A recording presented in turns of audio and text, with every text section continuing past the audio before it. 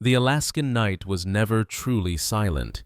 It breathed through the wind whispering in the spruce trees, through the crackle of the frozen lake, through something ancient that lived just beyond the firelight. Inside a small log cabin, the world felt safe and small. The scent of burning pine filled the room, and the orange glow of the fire danced across old wooden walls. 10-year-old Evan sat near the hearth, wrapped in a wool blanket that was far too big for him. The shadows moved like living things, and every now and then he glanced nervously toward the window. Then it came a sound so deep it seemed to rise from the earth itself. A long, echoing howl rolled through the valley, shaking the silence apart. Evan froze. "Grandpa, are they close?" he whispered. His grandfather Thomas looked up from the wood stove. Years of wilderness had carved lines into his face, but his eyes still held the calm of someone who had learned to listen to the wild instead of fearing it. He smiled, slow and gentle. "Close enough to talk to each other," he said softly. "Not to hurt us." Evan clutched his blanket tighter. The howl came again, this time answered by another farther away, like two voices calling across the cold. To him, it sounded like warning cries, ghosts moving through the trees. But to Thomas, it was something else entirely, a conversation between family members, making sure no one was lost in the dark. The fire popped, and for a while, that was the only sound between them. Thomas leaned back in his chair, eyes drifting toward the frosted window. "Wolves don't howl to frighten," he said almost to himself. "They howl to find each other." Evan didn't answer. He was still listening, but something inside him had changed, a seed of curiosity planted where fear had lived a moment before. Outside, the wind carried another howl. It was softer this time, almost melodic. Evan whispered, "It doesn't sound angry anymore." Thomas smiled without looking away from the window. "That's because it isn't." The boy's gaze followed the flicker of firelight up the cabin walls, landing on a framed photograph, a younger Thomas standing beside another ranger, both smiling, both surrounded by endless forest. Beneath the photo, a carved wooden wolf sat on the mantel, its snout tilted toward the ceiling as if frozen mid-song. Evan stared at it, feeling something stir, not fear, but wonder. Outside, the howls rose again, drifting through the valley like threads of silver in the air. He could almost imagine them weaving through the trees, over the frozen lakes, across the ridges, voices making sure no one was alone. For the first time, he wanted to listen, not hide. Thomas noticed the shift in his grandson's face. He reached over and placed a hand on the boy's shoulder, rough but warm. "You'll understand one day," he said quietly. "Every sound in this forest means something, even the ones that scare you." The fire burned low. The wind sighed through the chimney. Evan's eyes grew heavy, but the last thing he heard before sleep took him was the gentle rise and fall of the wolves' song, echoing across the frozen night. Out there in the darkness, something wild was speaking, and for the first time in his life, the boy listened. But he didn't yet know, before the summer ended, the wolves would answer him back. Morning came quietly in Alaska. The sun broke over the mountains in slow golden bands, melting the thin layer of frost that had formed on the cabin windows. Evan woke to the smell of coffee and the distant sound of ravens. His grandfather was already outside splitting firewood, with smooth measured swings, each strike echoing across the clearing. The boy pushed open the cabin door, the cold air biting his cheeks. Thomas looked up and grinned. "Morning, city boy," he said. "You sleep through the concert last night." Evan smiled shyly. "You mean the wolves?" Thomas nodded, resting his axe against the stump. "They're early this year. Means the salmon are moving. The packs follow the rivers when the ice starts to break." Evan stepped closer, his boots crunching on the frost. "Were they always here? Near your cabin?" Long before me, Thomas replied, looking toward the tree line. Before your mother was born, before I even built this place. You don't live out here. You share space with everything else that calls it home. He handed Evan a mug of cocoa, the steam rising into the cold. For a while they stood together in silence, watching a hawk glide above the treetops. The forest seemed endless rivers, glinting like ribbons of light mountains, fading into pale blue haze. To Evan, it felt like another world so far from Seattle, from screens, from the constant hum of traffic. Here, the loudest sound was the heartbeat of the land itself. That afternoon, Thomas took him on a walk down the old ranger trail. The snow was soft under their boots, and every few steps, Thomas stopped crouching to show something on the ground. Elk tracks, hair prints, the claw marks of a black bear that had passed weeks before. Every trail tells a story, he said, tracing a paw print with his finger. If you learn to read them, the forest talks back. Evan studied the print. It was larger than his hand, 4 perfect pads in the snow. Wolf, he asked. Thomas smiled. Good eye. They followed the tracks for a while, but the prints eventually disappeared into a frozen stream. Thomas pointed toward the ridge. They probably went up that way toward the den sites. Don't worry, they'll smell us long before we ever see them. Evan wasn't sure if that made him feel better or worse. They sat on a fallen log near the creek unwrapping sandwiches. The forest was still except for the whisper of running water beneath the ice. Thomas took a slow breath, as if the air itself was a memory. I used to come out here every week, he said. When I was a ranger, this whole valley was my patrol route. Back then, wolves were fewer. People were afraid of them. Some still are. Evan looked up. Were you afraid too? Thomas shook his head. No, I was angry at how misunderstood they were. Most of the time they stayed far from people. They only came close when their prey moved, or when snow made food scarce. But fear makes people forget that. He glanced at the boy, his eyes gentle but serious. Wolves are not villains. They're caretakers of balance.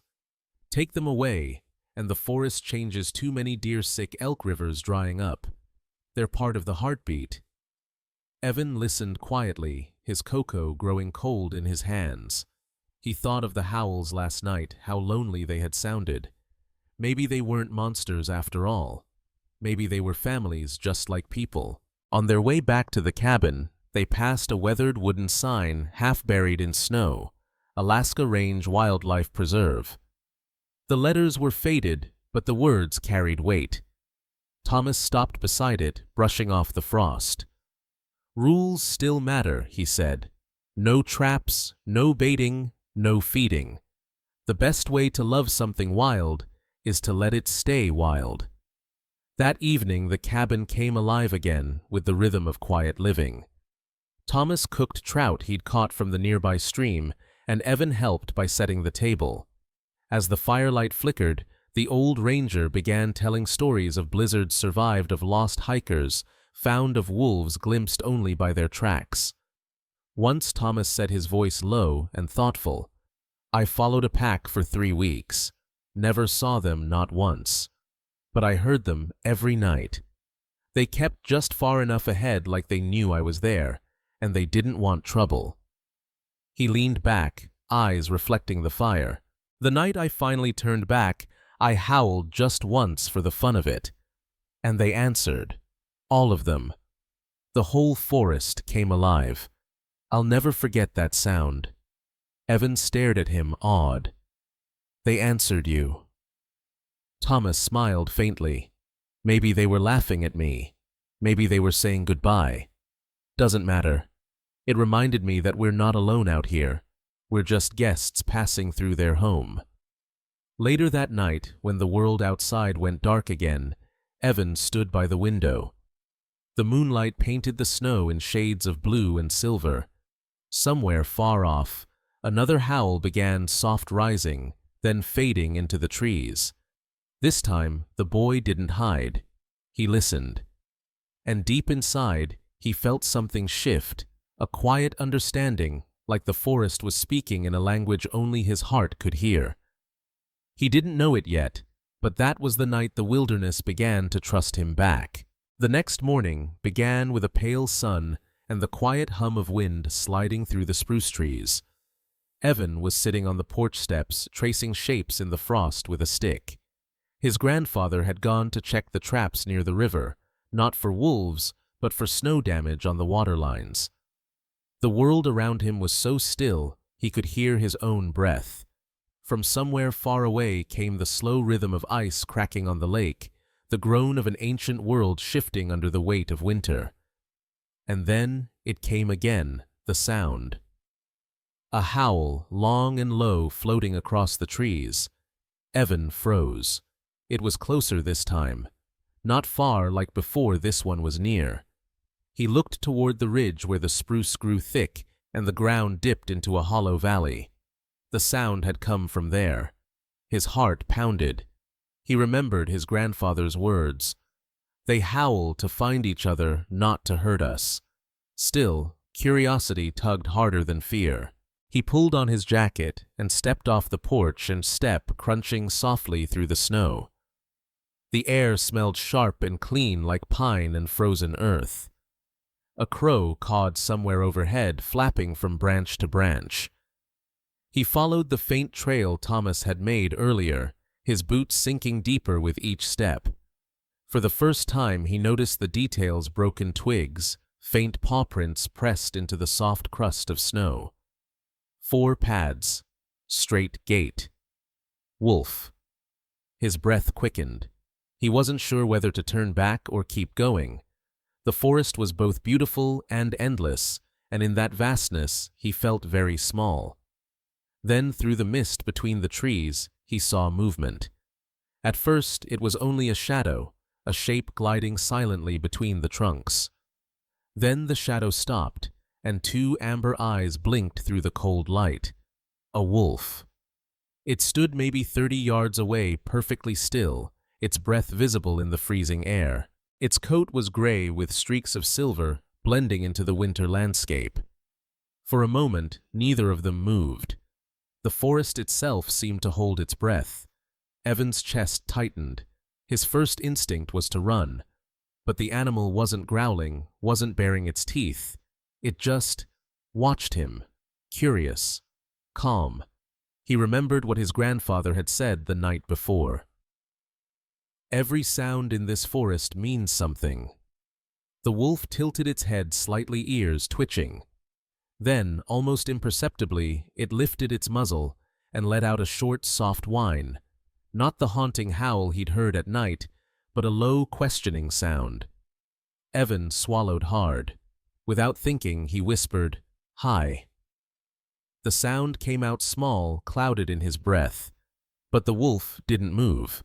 It blinked slowly, then stepped forward, one cautious step, then another.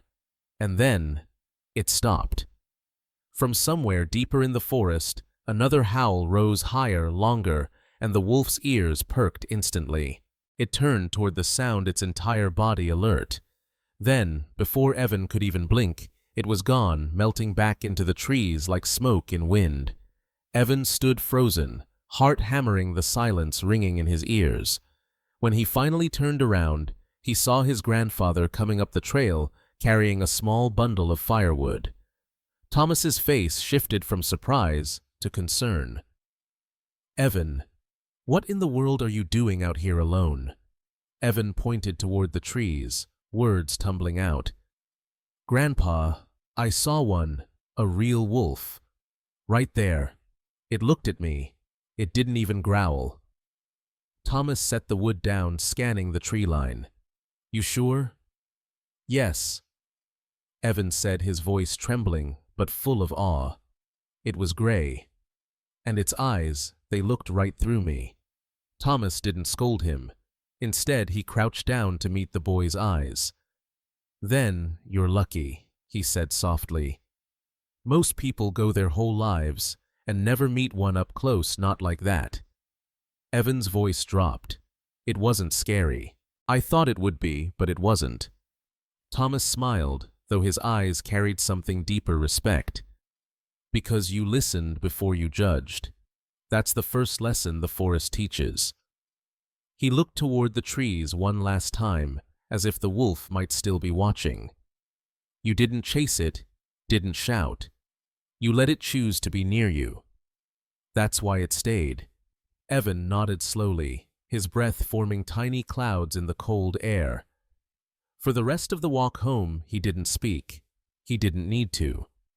That night after dinner, the boy couldn't sleep. He sat by the window again, the same place he'd been afraid to look before. The moon hung low over the valley, silver light spreading across the snow.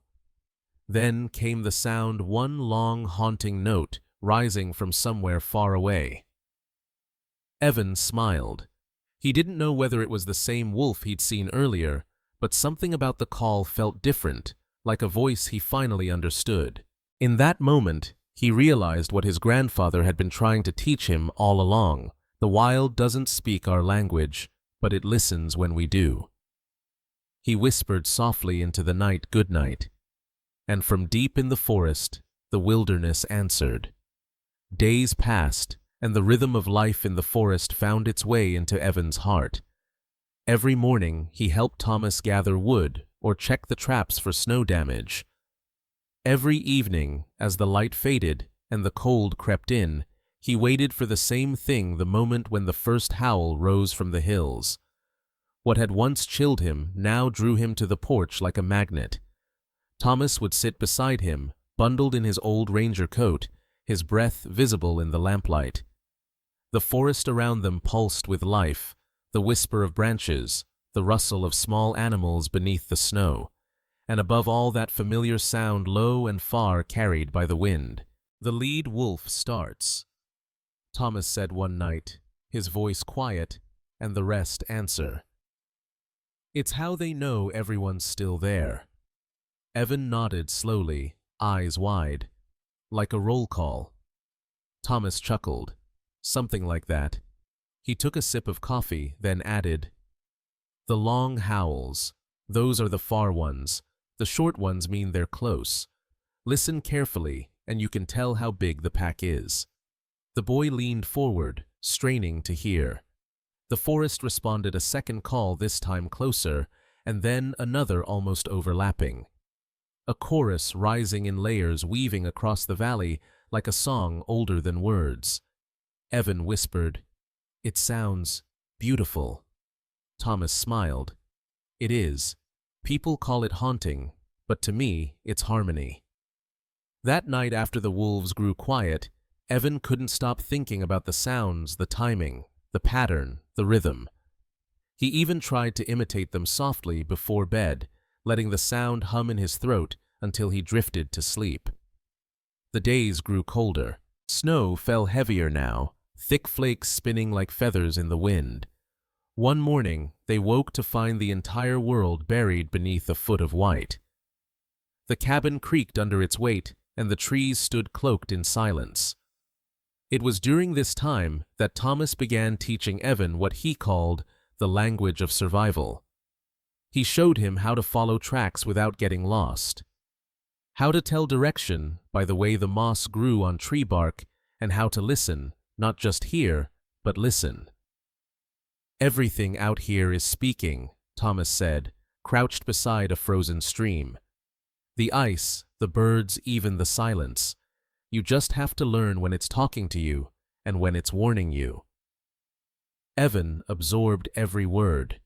He felt different now, braver, sharper, more connected. At night, when the wolves called, he began to answer softly under his breath, his voice small but sincere. At first, there was only silence. But one night, something changed. He and Thomas were sitting by the fire, the storm outside howling just as fiercely as the wolves themselves. The cabin lights flickered as the wind battered the windows. Evan looked up and said, "Grandpa, can they hear us if we howl back?" Thomas smiled. "Maybe. The sound carries far. But remember, we're guests here. Best to listen more than we speak." Still, When the next howl came, a deep, distant one, Evan couldn't resist. He cupped his hands and let out a soft, shaky imitation. Thomas turned toward him in surprise, then laughed quietly. "Not bad, kid. You've got the lungs for it." They waited. The storm roared. The fire popped. Then faintly from far across the valley came a reply. It was brief, almost uncertain, but it was there. Evan's eyes widened. "Did you hear that?" Thomas listened. His face softened, caught between disbelief and pride. "I did." Evan grinned so wide it made his cheeks hurt. "They answered me." Thomas shook his head, smiling. "Maybe they did. Or maybe they just liked your tune." From that night on, their evenings changed. Each sunset, Evan would wait on the porch, watching the horizon fade into indigo. When the first howl began, he'd take a breath and mimic it carefully, never too loud, never too long. Sometimes there was no answer. Sometimes there was. But always the act of trying filled him with something deeper connection. He wasn't afraid anymore. He was part of the conversation. Weeks passed. The forest grew harsher, testing both man and boy. Food runs became more difficult. Once, when a blizzard trapped them indoors for 2 days, the firewood ran low. Thomas rationed every log, every ember, while Evan helped by melting snow for water and keeping watch for cracks in the cabin walls. Through the storm, the howls continued, sometimes close, sometimes fading into the wind, a reminder that the wolves, too, were enduring. Thomas told him stories to pass the time. "Did you know," he said one night, "wolves take turns guarding their young. When one hunts, another stays behind. They survive because they trust each other completely. That's what makes them strong." Evan listened, watching the old man's face lit by the fire. "Like you and me?" he asked softly. Thomas smiled. "Exactly like you and me." Something deep inside Evan shifted at those words. He realized that his grandfather wasn't just teaching him about wolves, he was teaching him about family, about loyalty, about what it means to look after one another, even when the world outside is cold and uncertain. The storm finally broke on the third night. The world outside glistened under a full moon, silver and still. Thomas opened the cabin door and stepped out, breathing deeply. "Smell that?" he asked. "Clean air. The forest always heals itself." Evan followed him to the porch. The snow sparkled like starlight. Then, as if on cue, a lone howl rose from the ridge. Without waiting, Evan tilted his head back and answered. The sound wasn't perfect, but it carried. Thomas chuckled softly beside him. Moments later, a second howl replied, closer this time. Then another. Evan's laughter echoed through the night, pure and free. For the first time, he felt like the forest knew his name. Thomas put an arm around his shoulders. "They're saying, 'Welcome back,'" he murmured. And in that quiet, glowing moment, man, boy, and wilderness, all three spoke the same language. The storm came in without warning. By late afternoon, the sky had turned the color of iron, heavy, low, endless. The wind, once a gentle hum through the pines, grew teeth. It clawed at the cabin, rattling the shutters, bending the old spruce trees until they groaned. Thomas knew what that sound meant.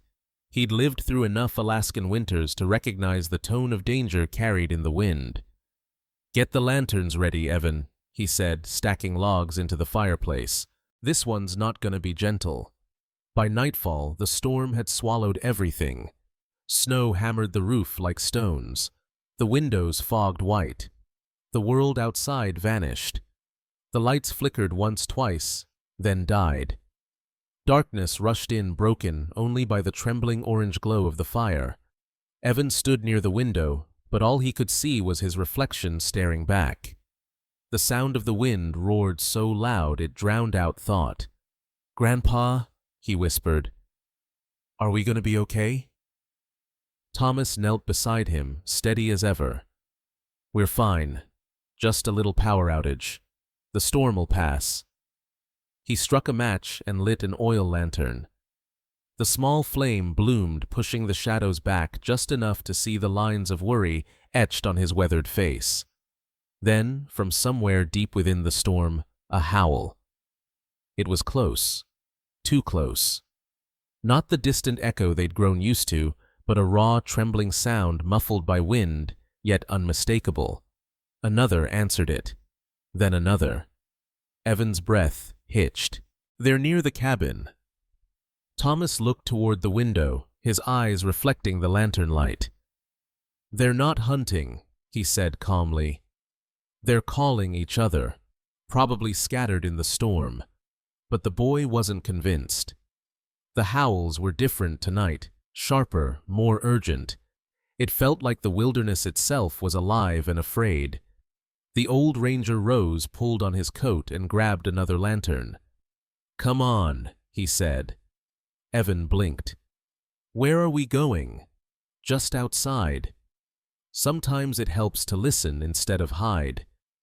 The door creaked open, and a wall of freezing air slammed into them. Snow whipped in spirals, biting their faces. They stepped onto the porch, the lantern light flickering wildly in the gale. Beyond the blur of white, the forest groaned under the storm's weight. Trees swayed like giants fighting to stay upright. And through it all came the chorus, a symphony of howls twisting and rising and breaking apart in the wind. Evan gripped his grandfather's sleeve. "They sound lost." Thomas nodded. "Maybe they are." He took a deep breath, then lifted his head toward the dark ridge and let out a low, steady howl. It wasn't loud, just strong enough to carry. The sound wove through the wind, a single note of calm in the chaos. Evan stared in disbelief. You howled." Thomas grinned faintly. "Sometimes you talk to the forest the only way it understands." For a moment, nothing answered, only the moan of the storm. Then, from the distance, a reply. Long, mournful, but clear. Evan's eyes widened. "They heard you." Thomas nodded, lantern trembling in his hand. "Your turn." The boy hesitated, then tilted his head back, heart pounding, and let out his best attempt. The sound cracked halfway through, part voice, part laugh, but it didn't matter. It was real. The storm swallowed it whole. For a long moment, only silence. Then, a single howl rose from the trees below, closer than before. Then another circling from the ridge. Evan gasped. "They're answering me." Thomas smiled. "They're saying they found each other. That's all." The boy's voice trembled. "How do you know?" "Because that's what we all do when we're scared," Thomas said softly. "We call out, hoping someone will answer." They stood there for a long while, man and boy wrapped in the storm's fury, lantern light flickering between them. Every time the wolves called, the sound seemed to draw nearer, not in threat, but in connection. The wind screamed through the valley, carrying with it a dozen howls overlapping, echoing, fading, returning. A wild orchestra of survival. And somewhere in the middle of it, Thomas began to laugh quietly. It was a warm, weary laugh, the kind that comes when you realize you're small, but part of something vast. Evan looked up at him. "Why are you laughing?" "Because Thomas said they're alive out there, even in this, even now." He knelt down, his face level with the boys. "That sound, remember it. That's what courage sounds like in the wild." The storm raged through the night, but the howls never stopped. They became a rhythm like the beating of the earth itself. Eventually, the cold forced them back inside. They shut the door, but the echoes followed them, wrapping the cabin in invisible company. Evan sat near the fire, still trembling, though not from fear. He couldn't stop smiling. They weren't lost, Grandpa. They were calling home. Thomas placed a hand on his shoulder. Exactly. Outside, the wind began to fade. The flames in the hearth danced softer now, the danger slowly retreating. Evan stared into the firelight, thinking of the wolves huddled somewhere out there, their calls carrying through the snow. The storm had made the world smaller, but somehow he felt more connected to it than ever. He whispered, "Do you think they remember us?" Thomas looked into the fire. "I think they remember kindness, just like we do." Hours later, when the storm finally broke, the valley lay silent beneath the moon. The snow shimmered untouched, infinite. The stars hung low, bright enough to paint shadows on the ground. And from deep within the forest, a single calm howl rose slow, peaceful like a sigh after surviving the night. Evan opened his eyes, listening from his bed. He smiled and whispered into the dark, "Good night, friend." This time, the forest didn't just echo his voice. It answered. When the storm finally broke, it left behind a world carved from glass. The forest shimmered under the morning sun, branches heavy with frost, the snow untouched except for a single trail of paw prints leading away from the ridge. Thomas stood on the porch, a mug of steaming coffee in hand, watching the breath of the earth rise like smoke. Evan joined him, scarf wrapped high around his face. "They made it," the boy whispered, pointing toward the tracks. Thomas smiled. "They always do. It should have been a peaceful morning." But before long, the growl of an engine broke the stillness. A snowmobile came winding up the trail, red loud, angry against the quiet white. The machine stopped in front of the cabin, and a man in a fur-lined parka pulled off his goggles. It was Cal Reed, a neighbor who lived 2 miles down the valley. He was a rancher, and one of the few people Thomas didn't see eye to eye with. "Morning." Tom Cal said, his voice tight with irritation. "You got wolves up here again." Thomas sighed. "Morning to you too." Cal pointed toward the tree line. "Saw 'em cross my lower pasture last night. Heard 'em too. Sounded like they were right behind my barn." Evan's eyes widened. "They don't hurt anyone," he said quickly.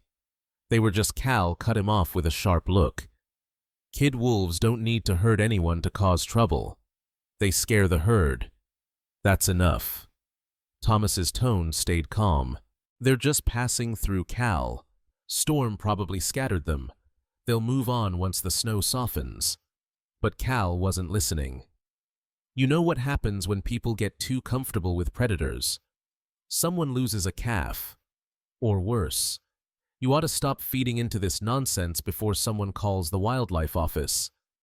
Thomas straightened slightly. "I don't feed them. I don't bait them. I respect them same way I respect your herd." Cal frowned. "Well, respect doesn't keep livestock alive. Fear does."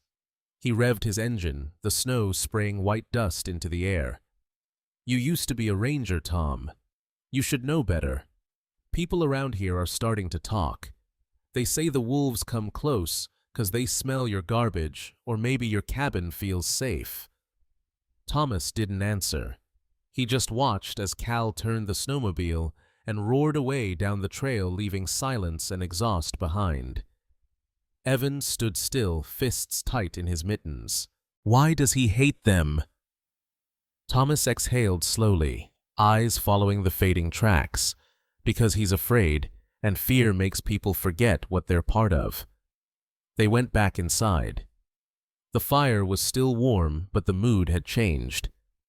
That evening, the radio crackled with local news reports of wolf sightings near town, ranchers demanding preventive measures, wildlife officers warning residents not to approach or leave food out.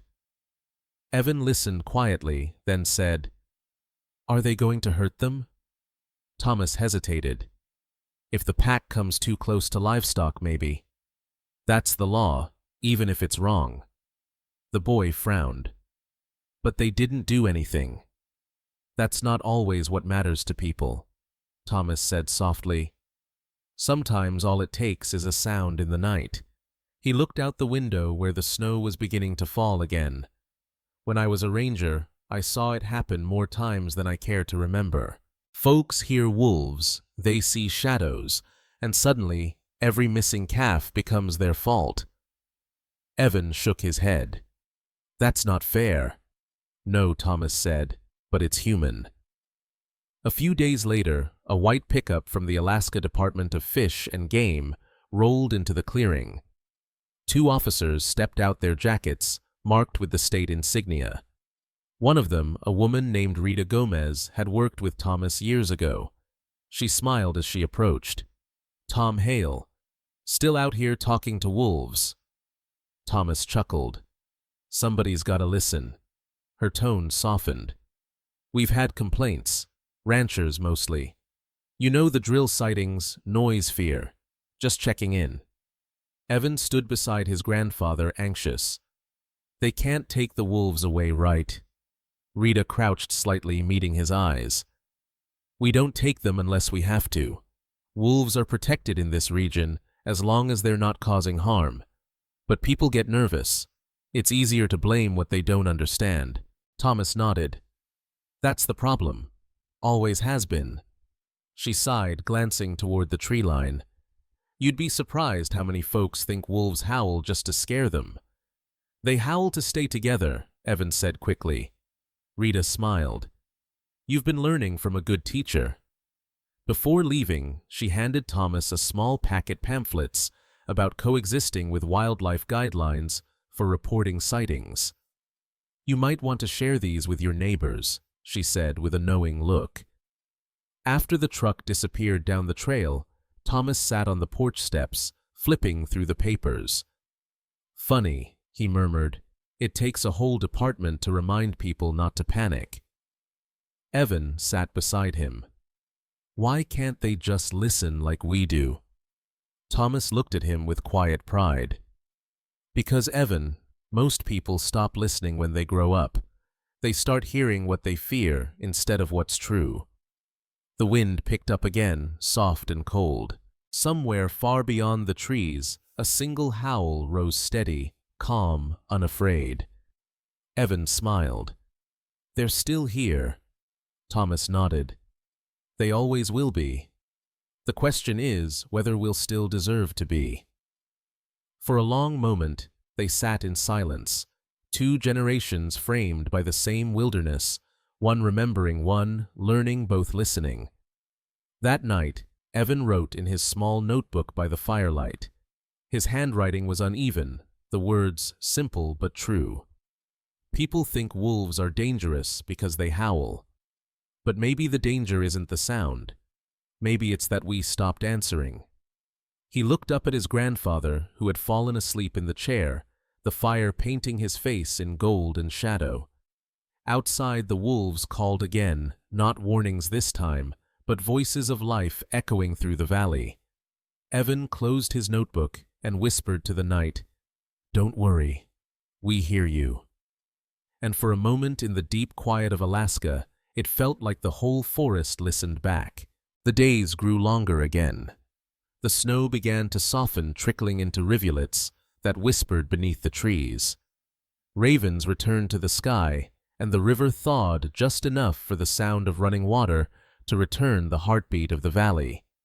Spring was coming, and with it, the end of Evan's stay. He knew it even before his grandfather said the words. The cabin had grown quieter lately, like it was listening, waiting for something to change. Every evening, the boy tried to memorize the way the forest sounded, the creak of the trees, the distant echo of wolves, the rhythm of life that had filled his days here. One morning, Thomas stood by the truck with a letter in his hand from Evan's mother. "She's coming next week," he said gently. "Time for you to head back to Seattle." Evan looked down, his hands buried in his coat pockets. Already Thomas smiled sadly. "You know how it goes. School friends, normal life." "But I like this life," Evan muttered. The old man laughed softly. "So did I. Still do." They spent that day repairing the cabin roof, cleaning the tools, stacking wood for next winter. The forest watched them quietly. Every now and then a faint howl would roll down the hills, not near but not far either. It was comforting, like an old friend reminding them it was still there. That night, after dinner, they sat together on the porch for what they both knew would be the last time. The air was cold but gentle, carrying the smell of thawing pine and melting snow. The horizon glowed with a thin ribbon of pink fading into blue. And then, as if on cue, a single howl rose from the ridge. Evan closed his eyes. "That's them." Thomas nodded. "They're saying good night." Evan hesitated. "Or goodbye." Thomas smiled. "Maybe both." For a while neither spoke. The howls came again, layered and melodic, weaving through the dark like threads of light. Evan listened until his chest ached, not from fear, but from something else, something heavier. He turned to his grandfather. "Can I answer one more time?" Thomas looked at him, the lantern glow catching the faint glimmer of tears in his eyes. "You should." Evan stood up, took a deep breath, and let his voice rise into the night. It wasn't perfect. It cracked, wavered, but it was full of everything he'd learned, the courage, the love, the understanding. For a heartbeat, there was silence. Then, faint and clear, a howl echoed back. Then another, and another. The whole forest answered. Evan's face lit up. He laughed through the tears that had started to fall, and Thomas wrapped an arm around his shoulders. Together they listened until the echoes faded into the stars. After a long silence, the old man spoke quietly. "Do you know what they're really saying?" Evan shook his head. "They're telling you it's okay to go. The wild doesn't hold grudges, it remembers hearts." The boy looked up at him, eyes bright. "Will they forget me?" Thomas smiled softly. "Not the ones who listen." The next morning, the valley was still. The frost clung to the grass like tiny mirrors. Evan packed his backpack slowly, pausing to take one last look at the cabin, the smell of wood smoke, the old fishing rods, the carved wolf on the mantel. He held the wooden carving in his hand. "Can I take it?" Thomas shook his head gently. "No, that one stays. But you can have this." He reached into his pocket and pulled out a small pendant, a simple wooden wolf carved years ago. Its surface was smooth from being held too often, its edges worn by time. Evan took it, eyes wide. "You made this?" Thomas nodded. "Made it the day your mom was born. Guess it's your turn to keep it safe." The boy slipped it over his neck, the pendant resting warm against his chest. As they loaded the last bag into the truck, a soft sound drifted from the woods. Not a howl this time, but a short, low whine. Thomas froze, glancing toward the ridge. Through the fog, a gray figure stood watching. It was there only a moment, then vanished into the trees. Evan gasped. "Grandpa, that's—" Thomas smiled, hand resting gently on the boy's shoulder. "I know." Neither of them spoke as the truck rumbled down the trail. Evan looked back one last time, watching the cabin grow smaller, the forest swallowing it whole. Somewhere behind them, a final howl rose, long, steady, peaceful. It carried through the valley, over the snow, across the river, until it reached him, even as the road curved out of sight. Evan pressed the pendant against his chest, whispering, "I'll be back." And though the forest gave no answer, he could feel it listening. A full year passed before Evan saw Alaska again. He had grown taller, his face older in the quiet ways a boy's face changes when he begins to understand the world. Seattle had its noise and lights and busy streets, but none of it filled him like the wind in the pines once had. Sometimes late at night, when the city traffic died down, he would close his eyes and try to remember. The smell of wood smoke, the soft creak of the cabin floorboards, the sound of his grandfather's voice telling him, "Every sound in this forest means something." But what he missed most what lingered in his dreams was the howl. He still wore the small wooden wolf around his neck. Sometimes he'd touch it when things felt too loud or too far away, and in those moments, it was as if the forest was still with him, patient, listening, waiting. When summer came again, his mother drove him north up through the winding roads and mountain passes. The landscape changed from green to gold to white again as they reached the old valley. The cabin looked smaller now, tucked beneath the towering spruce, its roof patched neatly from last year's work. Thomas stood outside, waiting, his face lit by that same calm smile Evan had missed all year. "Welcome home," he said simply. Evan ran to him and hugged him tightly. That first night back, the world felt both new and familiar. The same creak of the porch, the same old coffee mug in Thomas's hand, the same smell of cedar smoke curling from the chimney. They sat together as the sun sank behind the ridge. The air was thick with mosquitoes and the hum of the river thawing. And then, like an echo from a forgotten dream, came the sound. A howl, long and low, rising from the valley below. Evan froze. "It's them." Thomas nodded, eyes glinting. "Maybe not the same ones, but they remember the place." The boy smiled. "It sounds softer than I remember." Thomas chuckled. "Maybe you're hearing it differently now." The wolves called again, not frantic, not distant, but calm, like a conversation across the valley. The sound rippled through the trees, brushing past the cabin, filling the night with something that wasn't loneliness, but belonging. Evan felt something shift deep in his chest. He wasn't the scared boy from last winter anymore. He wasn't even just a visitor. The forest had become a part of him. "Can I?" he asked quietly.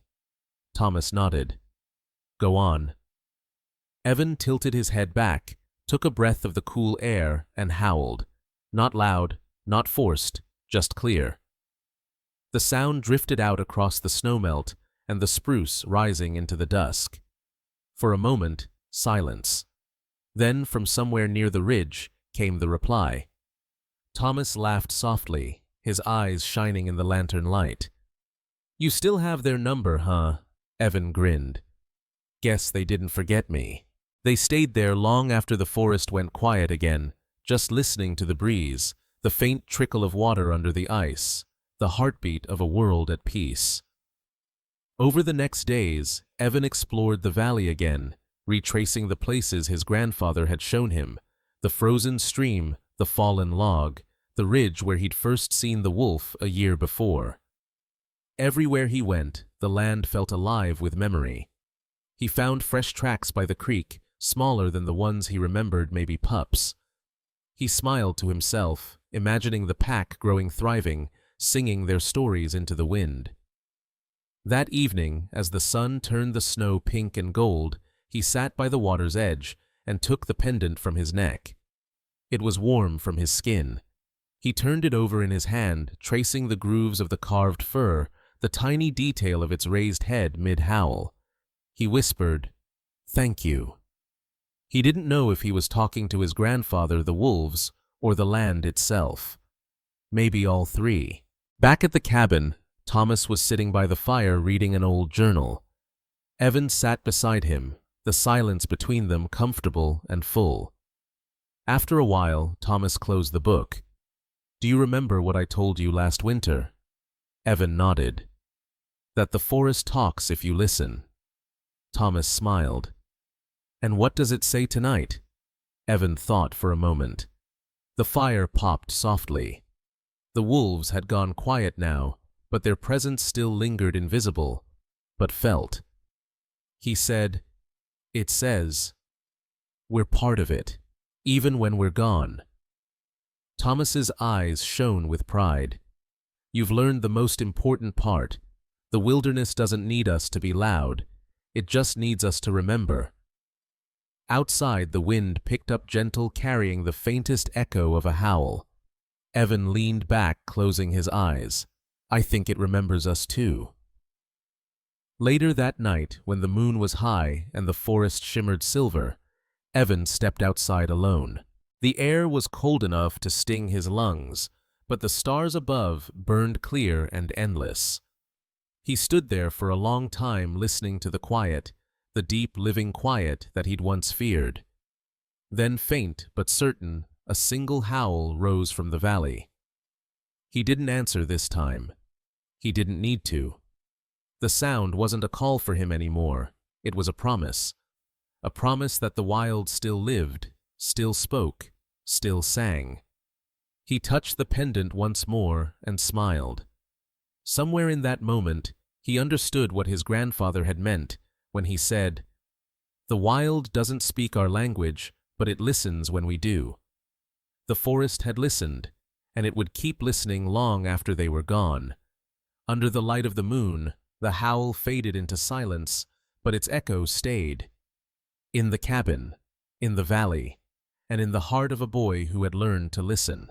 The story of that winter became a quiet legend in their family, not written in books or told in classrooms, but whispered in moments of stillness when the wind brushed through the pines and the world seemed to hold its breath.